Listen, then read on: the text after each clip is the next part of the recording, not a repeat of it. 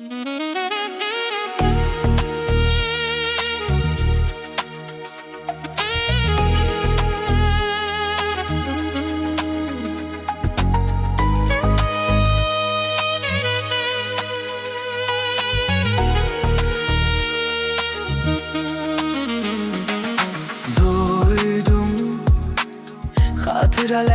baş başa kalmaktan doydum.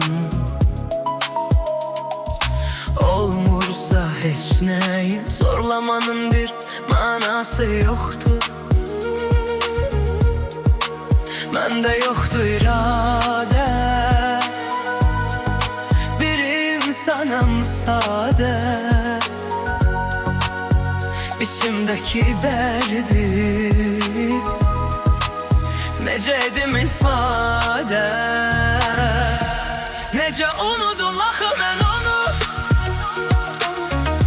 Deyin xoş gün görüm bəlkə, əlim boş amma ürəyim dolu.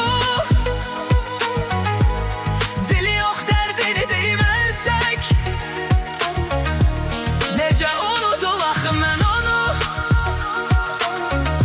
Deyin xoş gün görüm bəlkə, əlim boş amma ürəyim dolu. Dili yox dərdini deyim əlçək.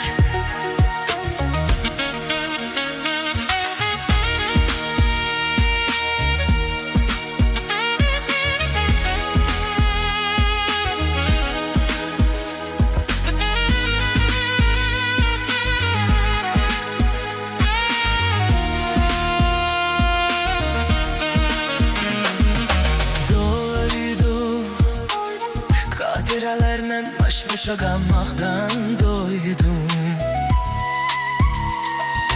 Olmursa heç neyi zorlamanın bir mənası yoktu. Bende yoktu irade, bir insanım sade. İçimdeki derdi necə edim ifadə,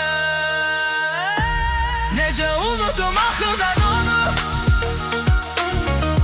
Deyin xoş gün görüm bəlkə, əlim boş amma